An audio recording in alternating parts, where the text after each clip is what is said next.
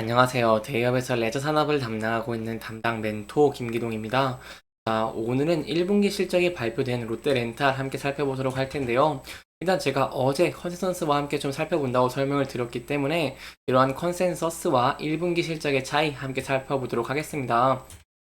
그리고 또한 이제 실적 극대화 전에 일시적으로 중고차 매각이 감소했다고 하는데 여기에 대한 내용과 함께 장기차 렌터카 지표 반등에 대한 내용도 살펴보도록 할 테니까요. 영상 시청해 주시기 전에 구독과 좋아요 한 번씩만 눌러주시기를 부탁드리도록 하겠습니다. 일단 제가 여러분들에게 좀 설명을 드렸습니다. 롯데렌탈 같은 경우에는 중고차 렌터카 사업 확대를 하기 위해서 전략을 짜고 있기 때문에 1분기에는 시장의 기대치를 좀 밑도는 성적표를 받을 것이라고 좀 예상을 했습니다. 하지만 이는 사업 포트폴리오 조정으로 인해서 단기적으로는 부담이지만 하반기부터는 경쟁력이 강화되면서 실적 개선 효과가 본격적으로 좀 나타날 것을 기대해 볼 수 있다라고 말씀을 드렸는데요. 그렇다면 어떠한 차이가 있을까요? 일단 전망치 같은 경우를 본다고 하시면 매출액 같은 경우에는 6,846억 원을 전망을 했었고요. 영업이익 같은 경우는 690억 원을 기록을 하면서 각각 전년 동기 대비 5.1% 그리고 이제 19.1% 감소한 수치로 것으로 좀 전망을 했습니다. 하지만 실제 실적은 이것보다 좀 더 부진한 모습을 보였는데요. 세부적으로 좀 함께 본다고 보시면 매출액 같은 경우에는 이렇게 6,568억 원대를 기록을 하면서 좀 동기 대비 8.93% 감소한 모습을 보여줬고요. 하지만 전기 대비로는 조금 증가한 모습을 보여줬다라고 볼 수 있겠습니다. 또한 컨스턴스와 좀 차이를 비교해 본다고 하시면 좀 많이 소폭 매출은 줄어든 모습을 보여줬고 영업이익도 이제 컨센서스보다 좀 많이 줄어든 모습을 보여줬습니다. 영업이익 같은 경우에는 568억 원대를 기록을 하면서 전년 동기 대비 33.31% 큰 폭으로 좀 감소한 모습을 보여줬고 그리고 이제 전기 대비 증감률은 그래도 6.94% 정도 증가하면서 그럼에도 불구하고 소폭 긍정적인 모습을 보여줬다라고 볼 수 있겠습니다.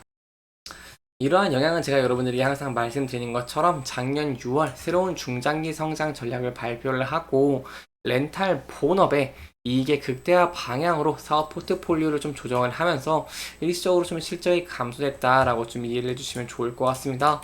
이 세부적으로 좀 함께 살펴보도록 하겠습니다. 롯데렌탈 같은 경우에는 지난해 상반기 국내에서 이런 금리 불확실성에 대한 대응 그리고 재무 안정성 확보를 위해서 수익성 중심의 영업을 진행을 했는데요. 그 결과 인가 대수가 1.7% 줄어들면서 매출이 감소한 모습을 보여줬다라고 볼 수 있겠고요. 이제 그리고 3분기부터는 또 중고차 매각 규모를 조금 축소를 하면서 마이카 세이브 상품, 즉 중고차 렌탈 상품을 전환을 했죠. 그렇기 때문에 이제 중고차 매각 대수가 이렇게 감소를 하면서 매출이나 영업이익이 좀 감소를 했다고 볼 수 있겠습니다. 중고차 매각 대수 33% 감소를 한 모습을 보여줬고요. 이렇게 감소를 한 이유가 뭐냐라고 한다면 말씀드렸다시피 이렇게 전환 과정 중에 중고차 매각 감소가 좀 일시적 영향을 줬다고 볼 수 있겠고요. 그럼에도 기대해 볼 수 있는 부분은 단기적으로 고객의 차량 이용 기간이 늘어나기 때문에 실적 극대화 좀 기대해 볼 수 있겠다라고 볼 수 있겠습니다. 더 추가적으로 보면 장기 부유 대수도 5.4% 감소했고 이제 1단기 분양 매출 감소도 13.4%좀 많이 감소한 모습을 보였다고 볼 수 있겠습니다. 또한 영업이익 같은 경우도 이제 시스템 개발이라던가 아니면 IT 투자 비용이 증가를 했고요. 중고차 렌탈 상품화 비용 등 사업 확장을 위해서 투자를 했기 때문에 이런 영업이익이 감소를 했다라고 좀 이해를 해주시면 좋을 것 같습니다. 그렇다면 앞으로 어떠한 부분들 좀 기대해 볼 수 있을까요? 일단 단기적으로 보면 2분기부터는 좀 기대해 볼 수 있겠다라고 볼 수 있겠는데요. 2분기부터 경쟁력 강화로 인해서 실적 개선이 본격화되는 것 기대해 볼 수 있겠다라고 볼 수 있겠습니다. 거기에 대한 근거는요. 우선 매출의 57%를 차지하는 장기 렌터카에서요. 계약이라던가 순증, 리텐션 지표가 반등을 한 모습을 보여주는데 실적의 선용 지표라고 할 수 있는 이런 장기 렌터카의 신규 계약 대수 같은 경우에도 올해 1월부터 22년 순인 월 5,000대 이상으로 회복을 하는 좋은 모습을 보여주고 있습니다. 또 추가적으로 말씀을 드리고 싶은 게 좀 많습니다. 일단 새로운 전략의 핵심인 마이카 세이브 같은 경우에도 1월부터 이렇게 월간 계약 대수가 1,000대를 돌파하는 좋은 모습을 보여줬고요.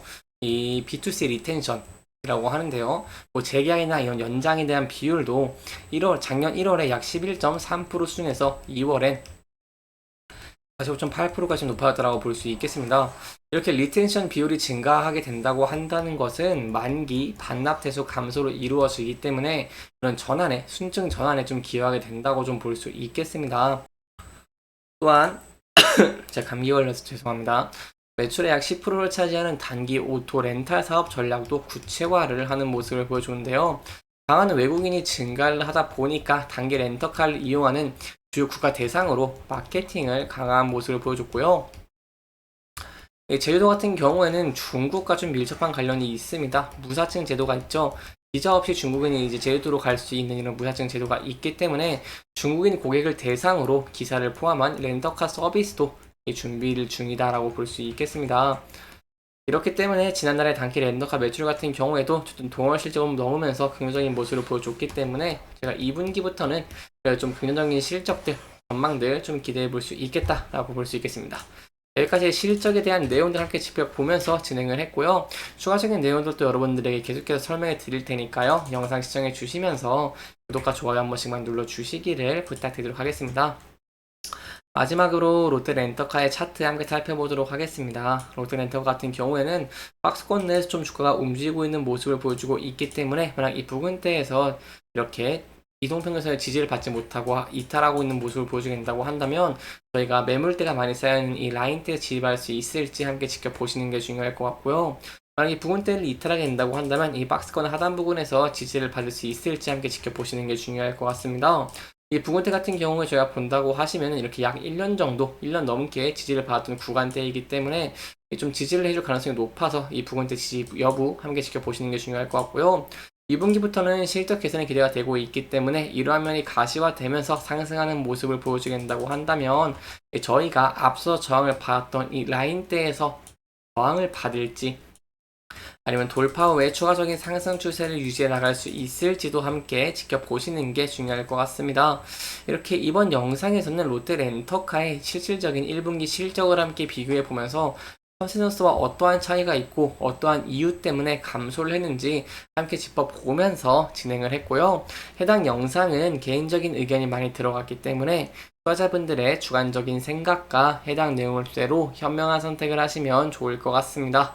이렇게 영상 잘 보셨다면 좋아요와 구독 부탁드리면서 오늘 영상 마무리하도록 하겠습니다. 끝까지 시청해주셔서 감사합니다.